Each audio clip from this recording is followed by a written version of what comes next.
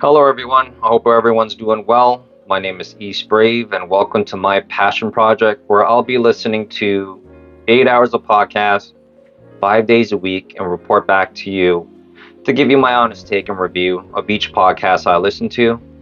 Down the road, I will be reviewing specific episodes to deliver more content, but for now, we will be exploring the millions of podcasts that are widely available on all streaming services.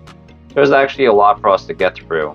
Also, if you are listening to a podcast that isn't on my radar, hit me up and put me on, and I'll be sure to put out a feature episode reviewing that podcast. Of course, after when I listen to about like 10 episodes, I'm really not the type of person that will just listen to one episode and give a review about it. Anyways, enough with the intro. Let's just get right into it. For our first episode, um, for our first episode, we will be reviewing my favorite podcast, which is Murder in America. My go to platform I use is Spotify, and let me tell you why.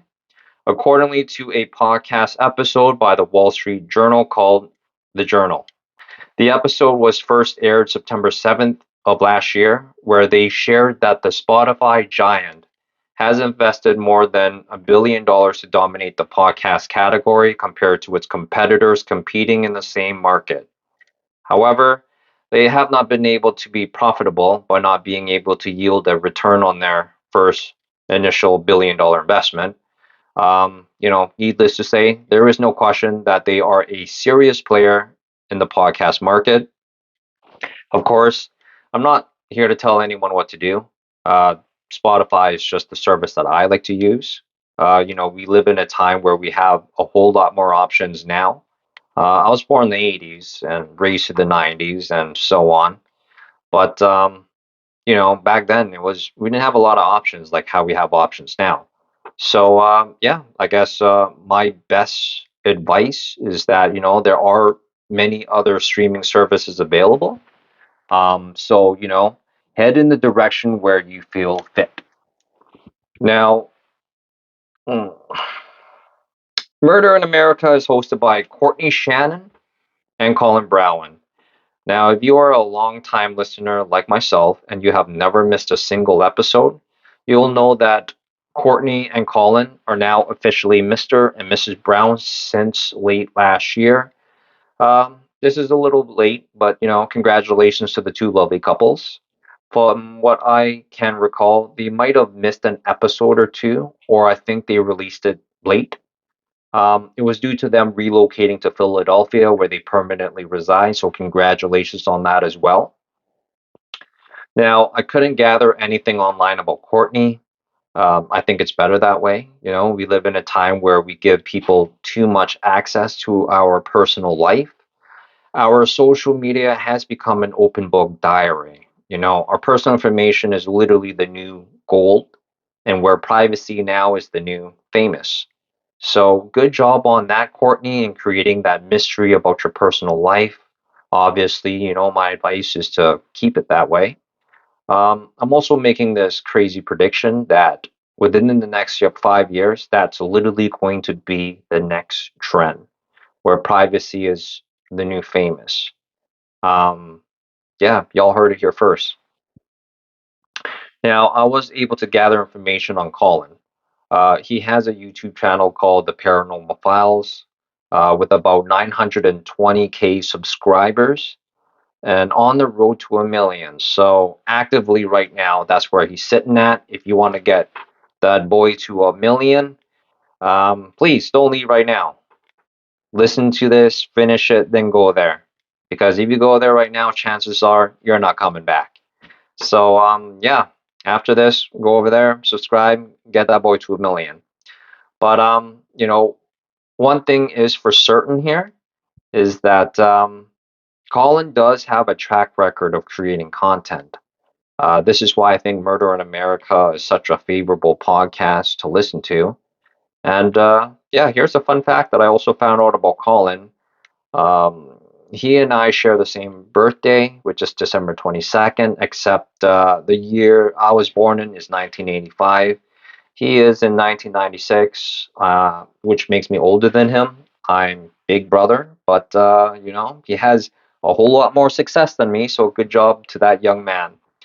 Now, I don't want to bore you anymore with information, but just know that every podcast that I listen to, I also like to give a little bit of information about who hosted, right? Okay, so yeah, let's just get into the nitty gritty stuff of Murder in America. Murder in America is a true crime podcast that takes us into case by case, state by state murder cases of the most infamous murders ever known in American history.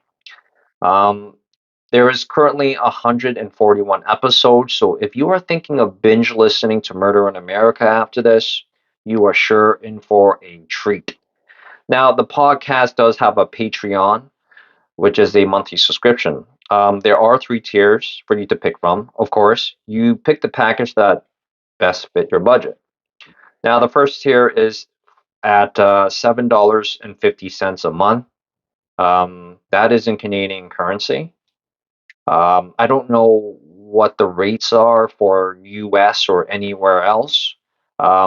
So you'll have to do your own due diligence on your own foreign exchange wherever you are. I do live in Canada, so therefore, to keep things simple, I'm just going to give you guys the Canadian amount. But yeah, this comes with early access to the episode, ad free, and the materials that were gathered as any journalist would do for their due diligence and to gather what is required to deliver us the best content possible. So they did all the journalism work, and we just get all the meats and potato. So yes, yeah, you'll have access to some of that material. But as you know, it can be gruesome, right, to research these murder cases and having to sit through all the materials, right, reviewing photos, court documents of each case. Not only is time consuming, but depending on the case, I imagine it can be extremely dramatizing and triggering at best.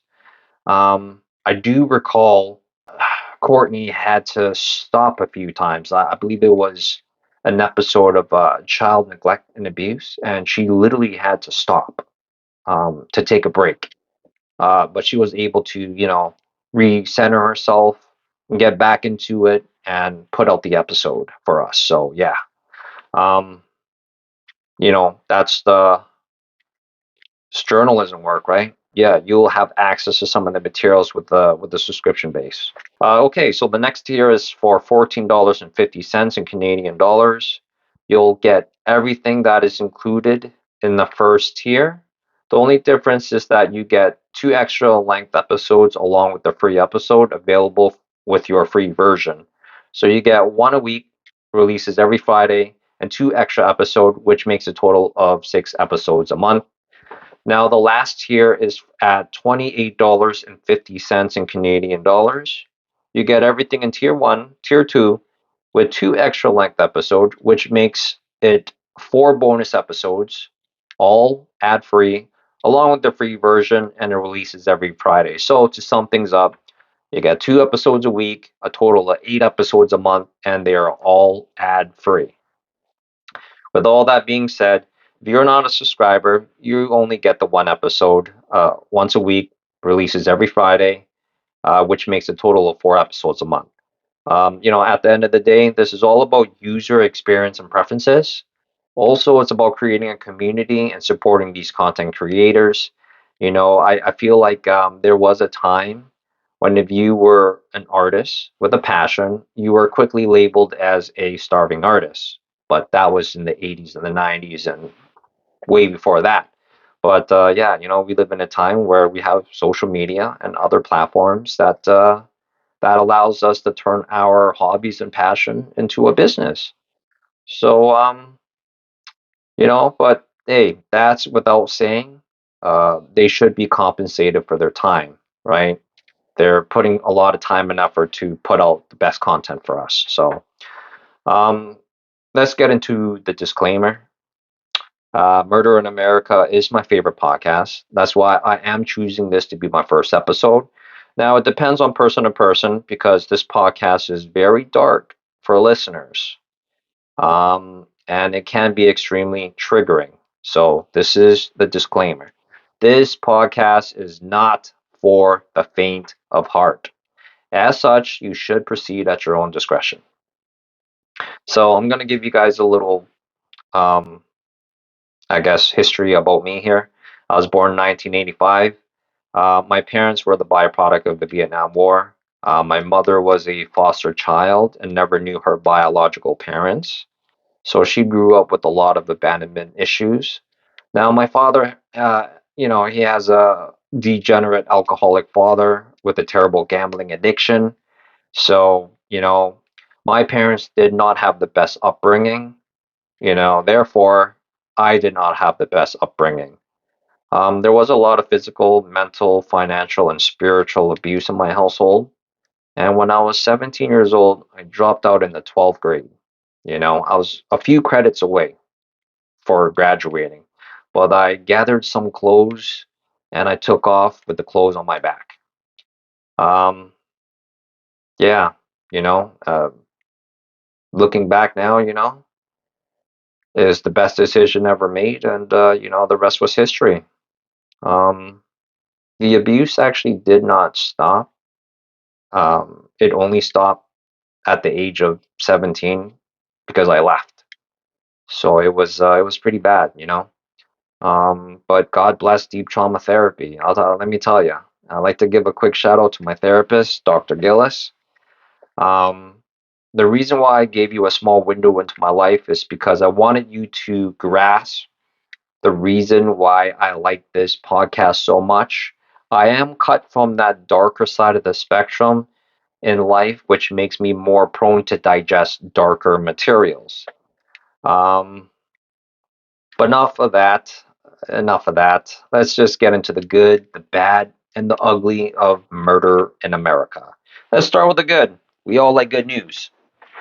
What I like about this podcast is the actual voice that narrates the podcast. Yes, I am referring to Collin and Courtney. There are some podcasts that I find myself saying, I hate this person's voice, or he or she sounds annoying, or God, I hate that laugh, so on and so forth. But I am super glad that these two voice and their delivery are on point. And let me tell you, they never miss a beat. There are some podcasts that I find entertaining, but I can't get over the fact that the narrator sounds annoying or whatever the reason is. It actually does take away from the material and content, which what it should be entirely based on. But it just ruins the experience for me. So it's all about who's actually delivering it, right? Um, when it comes to good podcasting, it's all about audio experience without the visual. So imagine you are watching a movie. You need both. Although, more and more podcasts are coming out with video experiences.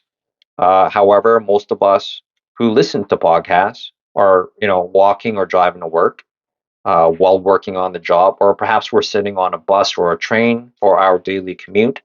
We have our headphones on or earbuds in, and our eyes are focused on the environment, right? We have to protect ourselves.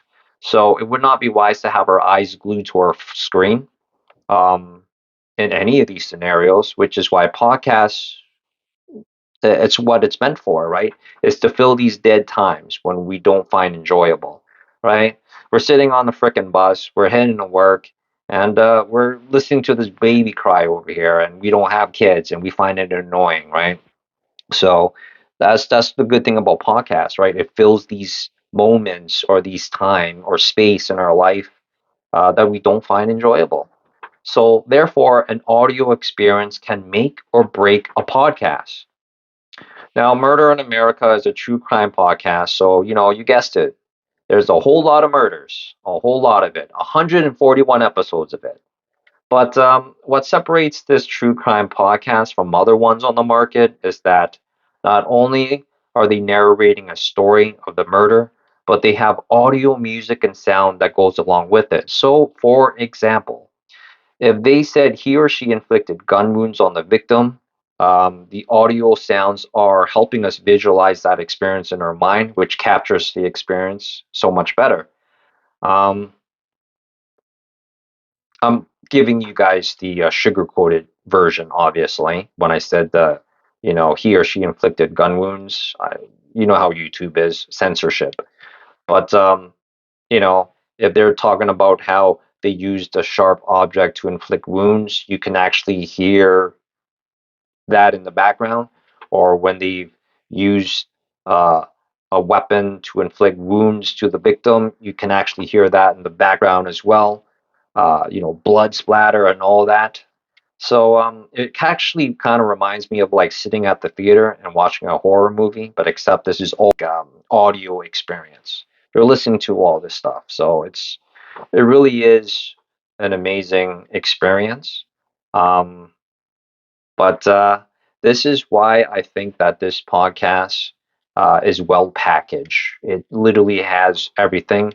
I listen to other true crime podcasts, and it's not as great as this one because they'll sit around and they'll actually discuss the cases.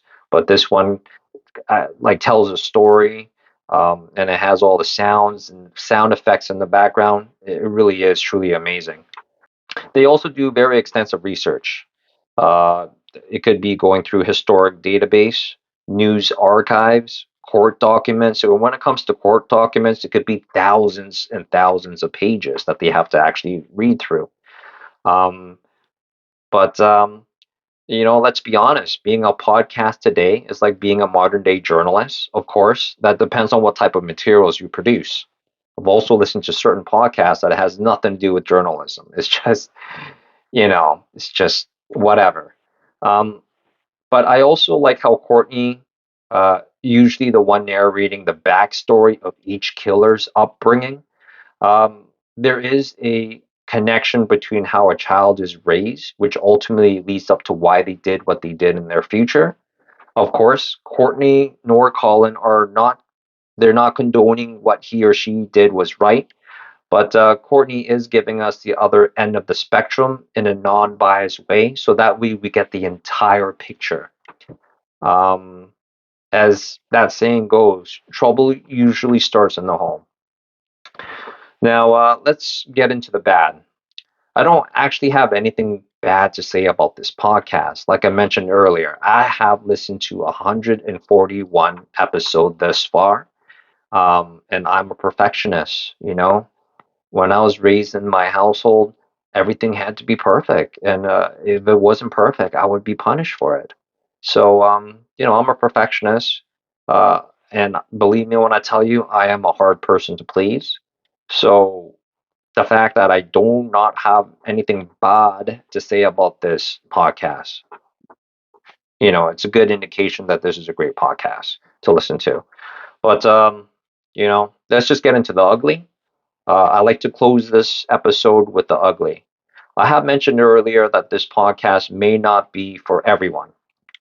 I was brought up in a home where there were very dark family secrets in my home. Therefore, I may be drawn to these type of material. However, if you are like a religious person who was brought up in a church and you have never seen any violence in your home, you may find this podcast surprisingly dramatizing. The truth of the matter is this material can be triggering at best.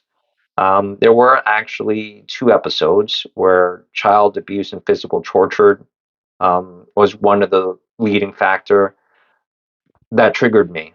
I actually had a panic attack. Um, I had to take my headphones off, and I needed a break. Um, my mom used to have this abuse where she would tell me to turn around, and I would be facing this long stairs down. Um, and she would kick my back, and I would come tumbling down those stairs. When I hit the floor and I gathered myself, she would tell me to come back upstairs so she can repeat the abuse. So the reason why she tells me to turn around is so that I can't anticipate the kicking.